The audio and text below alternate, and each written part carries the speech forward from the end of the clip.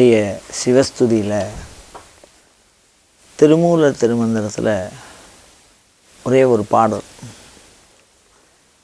இந்த திருமூலர் வருஷத்துக்கு ஒரு பாடல் இயற்றியிருக்காருன்னு ஏற்கனவே நம்ம சிந்திச்சிருக்கோம். அதில் சொல்கிறார் பாருங்கள், சிவனோடு ஒக்க தெய்வம் தேடினும் இல்லை, அவனோடு ஒப்பர் இங்கு யாவரும் இல்லை, புவனம் கடந்து அன்று பொன்னொலி மின்னும் தவனச் சடைமுடி தாமரையானே அப்படின்னு மிக அழகாக ஒரு விஷயத்தை உறுதிப்படுத்தியிருக்கார் பாருங்கள். இது சிவம் அப்படின்னு சொல்கிற மாதிரி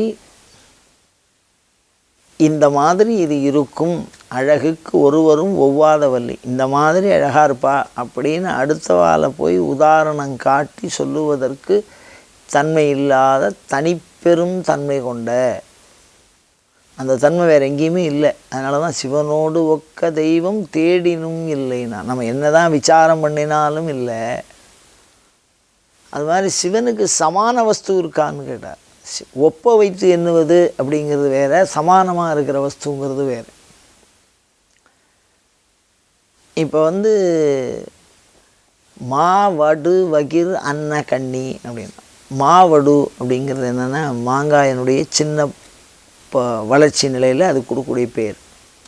இப்போ கயல் விழி அப்படின்னு பேர் வச்சுருக்காங்க. கயல்னால் மீனுக்கு பேர். அந்த மீன் போன்ற அந்த கண்களை கொண்டவள். அப்போ அந்த கண் அப்படிங்கிறது வடிவத்தினால மீனை ஒத்ததாக இருக்கும், இல்லை குணத்தினால மீனை ஒத்ததாக இருக்கும், இல்லை நிறத்தினால மீனை ஒத்ததாக இருக்கும். இந்த மாதிரி வடிவம், குணம், நிறம் இவைகளை ஒப்ப வைத்து சொல்லக்கூடிய தன்மைக்கு பேர் தான் உவமை சொல்கிறது. அதனால் சிவனோடு ஒக்க தெய்வம் தேடினும் இல்லை. அந்த மாதிரி சிவனுடைய தன்மைகளை ஒத்த தன்மை உடையவர்களாக பிற பொருள் இங்கு இல்லை அப்படின்னு அந்த உபமாவில் சொல்கிறார். ஆனால் அவனோடு ஒப்பர் இங்கு யாவரும் இல்லை அப்படின்னு சொன்னால் சமானமாக அவனுடைய பேராற்றல், அவனுடைய தன்மை, அவனுடைய குணம், அவனுடைய கருணை அப்படிங்கிறதுக்கெல்லாம் சமானமாக இருக்கக்கூடிய ஒரு வஸ்துவும் இல்லை, யாவரும் இல்லைனர். எந்த தெய்வமும் சிவனுக்கு சமானமாக இருக்க முடியாது அப்படின்னு ஒரு வார்த்தை சொல்கிறார். இது என்ன அப்படின்னா, ஒவ்வொரு சமயமும் தனக்கான இறைவனை தன்னிகரற்றவனாய் வர்ணிக்கிறது. அப்போ அதுக்கு என்ன காரணம் அப்படின்னா, நாம் சாமி கும்பிடும்போது இந்த ஒரு எண்ணம் நம்ம மனசில் பதியணும். இவர் தான் சிவபெருமான், ஒருத்தர் தான் நமக்கு வழிகாட்டணும், அவருக்கு சமானமானவாரும் இல்லை அப்படின்னு எண்ணி வணங்கினால் மட்டுமே அந்த இறைவனுடைய அருளானது நமக்கு உள்ளே பதியும். இறைவனுக்கு அனுகிரக சக்தி சதா சர்வகாலம் இருக்குது. நெருப்புக்கு எப்படி சுடுற தன்மை இருக்கோ அது மாதிரி இறைவனுக்கு கருணை. அப்படி இருந்தும் அதை பெற்றுக்கொள்ள இயலாதவர்களாய் நாம் இருக்கிறோம். அப்படி பெற்றுக்கொள்வதற்கு என்னென்ன குணம் இருந்தால் அந்த இறையருள் சக்தி நம் மேலே பதியும். அதுதான் சைவ சித்தாந்தம் சத்னி பாதம்னு சொல்கிறோம். சத்னி பாதம்னா இறையருள் சக்தி நம் மேல் பதிவது. அப்படி இறையருள் சக்தி பதியணும் அப்படின்னு சொன்னால் நம்மளுடைய உள்ளமானது மிகவும் பக்குவப்பட வேண்டும். அப்படி மனத்தின் கண் மாசு இளன் நாதல் அனைத்து அரண் ஆகு உல நீர பிறமை, எல்லா தர்மமும் அதை தான், அதை விட்டது வேறு எந்த தர்மமும் இல்லைம்பார். அப்போ என்ன அர்த்தம் அப்படின்னா, இறையருள் சக்தியை நாம் உள்ளத்திலே பதித்து கொள்ள வேண்டும். அப்படி நம் உள்ளமானது இறையருளை கிரகித்து கொள்ள வேண்டும், பற்றி கொள்ள வேண்டும். அப்படி பற்றி கொள்ளக்கூடிய சக்தி நம்மளுடைய உள்ளத்திற்கு இல்லை. ஒரு உதாரணம் பாருங்கள், சூரியன் மாதிரி சிவபெருமான் அப்படின்னு நம்ம வச்சுக்குவோம். இந்த சூரியனிடத்திலே ஒரு வைரக்கல், ஒரு கண்ணாடி இதை கொண்டு முன்னாடி காட்டுங்க சூரியனுக்கு முன்னாடி. அது என்ன பண்ணும் அப்படின்னா, அந்த சூரிய கதிரை உள்வாங்கி மற்ற எல்லா இடத்துலையும் பிரகாசத்தை கொடுக்கும். வைரம் மின்னும் அப்படியே.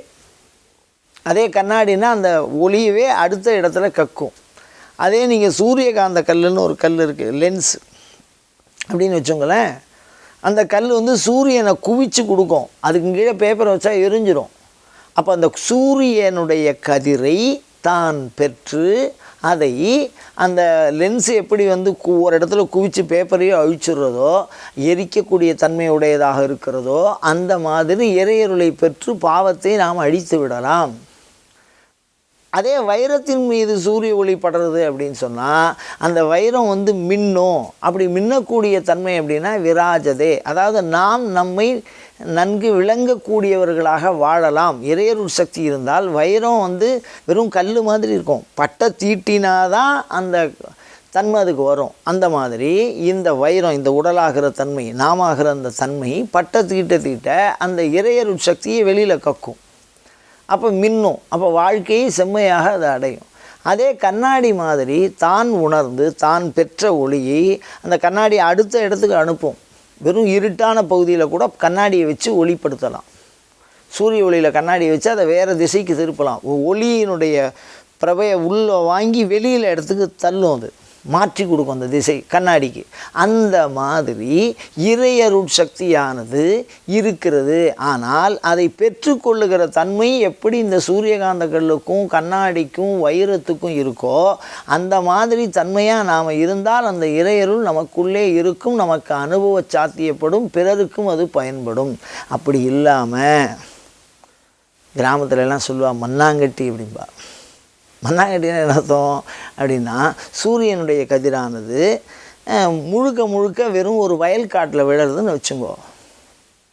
அது என்ன ஆகும், அந்த மண்ணுக்கு அந்த கதிரை வெளிப்படுத்தக்கூடிய தன்மை இல்லை. அப்போ உள்வாங்கிற தன்மை இல்லை. அப்படி உள்வாங்கக்கூடிய தன்மையற்று அது போய்விடும். அதனால் எந்த விதமான பிரயோஜனமும் நமக்கு கிடையாது. அப்போ இறையருள் சக்தியை உள்வாங்க வேண்டும் என்று சொன்னால் அதுக்கு இந்த மாதிரி தன்மை மனசுக்குள்ளே நமக்கு வரணும். என்ன தன்மை வரணும்? மனசு இந்த தன்மை உடையவனா இருந்து இறைவனை நோக்குகிற பொழுது அந்த இறையருள் சக்தி நம்மக்கிட்ட பதியும். அது என்ன பண்பு அப்படின்னா, சிவனோடு ஒக்க தெய்வம் தேடினும் இல்லை. இப்போ நாம் வந்து சிவபெருமானை விட வேறு மேலான சாமி இல்லைன்னு நினச்சி சிவபெருமானம் எந்தெந்த சாமி கும்பிட்றாலோ அவாளுக்கு அந்தந்த சாமி வசத்தையும் நினச்சி சாமி கும்பிடணும். இன்றைக்கி இல்லைன்னா அங்கே போயிடலாம், அங்கே இல்லைன்னா அங்கே போயிடலான்னா அந்த இரட்டையாக எண்ணம் இருந்தால் அந்த இறையருள் சக்தி பதியாது. அதனால தான் சிவனோடு ஒக்க தெய்வம் தேடினும் இல்லை, அவனோடு ஒப்பர் இங்கு யாவரும் இல்லை. சமானம் இல்லாத அந்த வஸ்துவை அவ்வாறு கருதி வணங்க வேண்டும். அந்த பண்பை இறைவன் உடையவனாக நாம் எண்ணி வணங்க வேண்டும். அப்படி எண்ணி வணங்குவது என்பது அந்த இறையருள் சக்தியை நமக்குள்ளே எப்படி வைரம் எப்படி இழுத்துக்குமோ, கண்ணாடி எப்படி இழுத்துக்குமோ, லென்ஸ் எப்படி இழுத்து பாவத்தை போக்குமோ, அந்த மாதிரி இறையருள் சக்தி நமக்கு பயன்படும் என்கின்ற கருத்தை மறைமுகமாக நமக்கு அழகாக வலியுறுத்துகிறார் திருமூலர். இது போன்ற தொடர்ந்த சிவச்சிந்தனைகளை தூண்டுகிற வினாக்களை உங்களிடமிருந்து எப்பொழுதும் எதிர்பார்த்தவனாய் அயம் தர்மஹா உத்தரோத்தராபிவிருத்திரஸ்து.